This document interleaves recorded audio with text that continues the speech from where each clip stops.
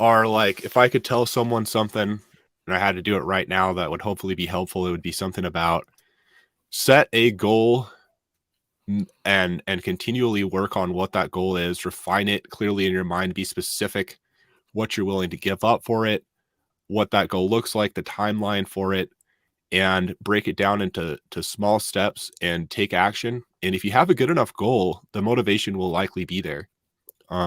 If you don't have a good enough goal, I mean, that can be a sign. If the goal is not motivating, if it's not something that you'd want to strive for, you need a better goal. And I think, you know, then do the work, start taking action. Don't underestimate the value of daily, even if it's a small amount, just the daily steps, simple steps. Those very, very wealthy people had the same amount of time as you and I, and it's easy to think that they're just that much smarter, and I don't believe they are. The amount of wealth that they have relative to the believable amount of intelligence that they may then have, they're not thousands of times smarter. You know, I bet you could, you know, 10x the amount of wealth, whatever number that is that you have, and it's possible, but you need to know what you want, and then you need to break it down into steps, and then you need to take action. Alex Hormozi also talks about talking in the negative, like, what would you do if you were going to fail? Think about it that way. Well, you wouldn't take action. You wouldn't listen to the people that have already done it and copy those steps. You wouldn't create a goal. You wouldn't strive for that. And I would just like say, try not to make it too complicated. It hasn't really been that complicated to me. I've just stuck to things over time, and then over time, which goes very fast, it surprised me with the results. And those are some of my thoughts. By you, Jake, what anything you want to send us off with as far as maybe the new year mindset, like something you're looking forward to, or something people can take away to just not rickety wreck themselves in life and finance? Talking about making money, I'm very excited for crypto. 2023 to me feels like 2019, feels like a year of accumulation. I know people that were buying in 2018, 2019, they turned 17 grand into 6 million plus at the bull market top. These opportunities are real, but they're only real if you generate cash into the real world. If you think you're going to make it with $1,000 to $2,000, you won't get it. Like, I think Walrus is the one that said it on a live stream, was the best thing you can invest into a bear market is a job.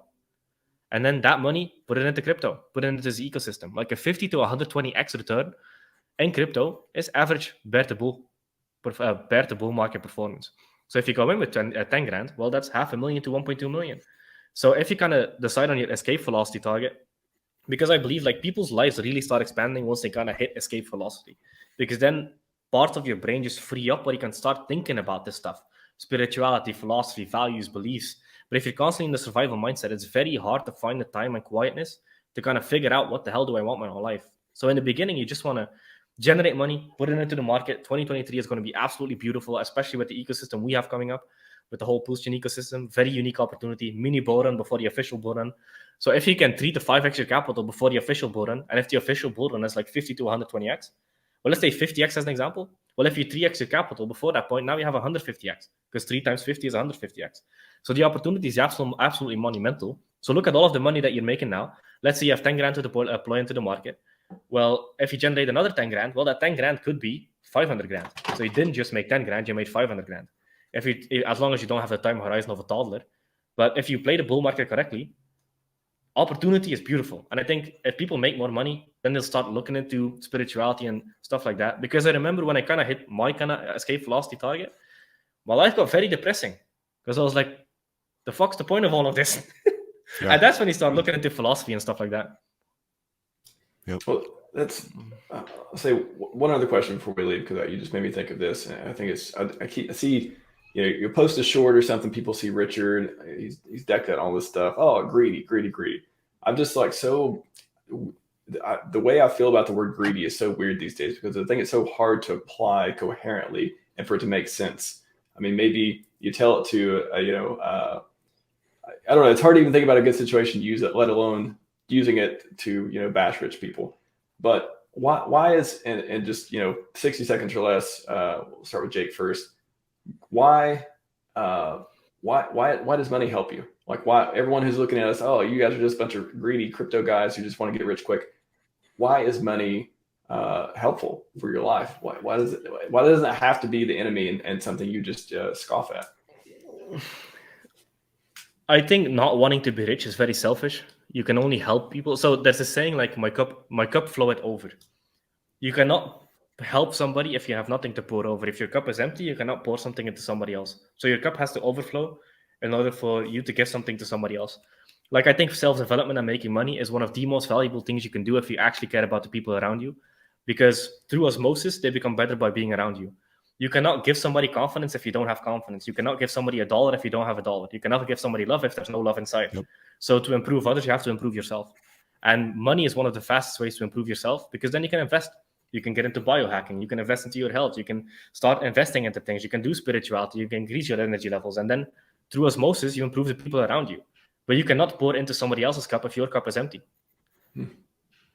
I agree. I think of it a lot the same way, Jake, with even the overflowing cup. If I don't have it, I can't give it. If I don't have wisdom, I can't give wisdom. If I don't have wisdom, I cannot be a good friend. I wouldn't know what a good friend is. And I'm jealous for that. And money is the same way. Like my ability to stay and talk with someone is related to my ability to have the freedom and time to talk, which is often related to the kind of job that I have. If I'm my own boss and I have a little bit more flexible schedule from that, then I can give more value to people. And it's a pretty cool side effect. And I think that's where the love for yourself and love for others kind of comes in, where in order to love others, I do think you have to value yourself. Like if you're not putting into yourself, you cannot give. They're mutually beneficial. And I also feel that the motivation to live and strive for things is related to the ability to give to other people. And I remember when I looked at my portfolio and was like, holy smokes, this is enough money that I don't want to pursue money anymore. And what got kind of, I think you were just talking about this, Jake, but what got me through, I want to keep pushing, is I want to become better.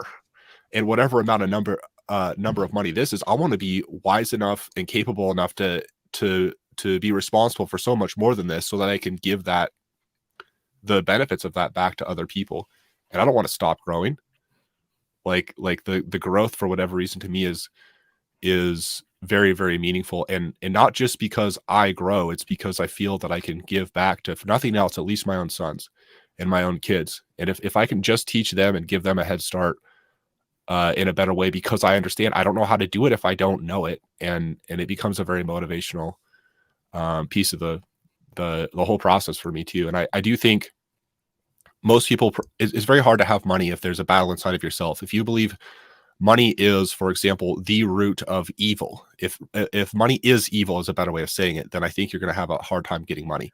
If there's a battle inside of you, if you feel guilty for every dollar you get, you have a problem. And I think there is wisdom in misvaluing money, making the number or the self-worth that you have attached to the amount of money you have is wrong. And that will be hurtful. But money itself, I think it is immoral. It's capable of good and bad, but it's capable of good. And I want a lot of money relative to people, basically as much money as I can give much money as I can get without giving up things that are more valuable. If I can be truthful, authentic, helping other people in the process, there's basically no limit to the money that I wouldn't want. If I'm earning my money because however I'm earning it, it is worth more what I'm giving the people in the money that they're giving.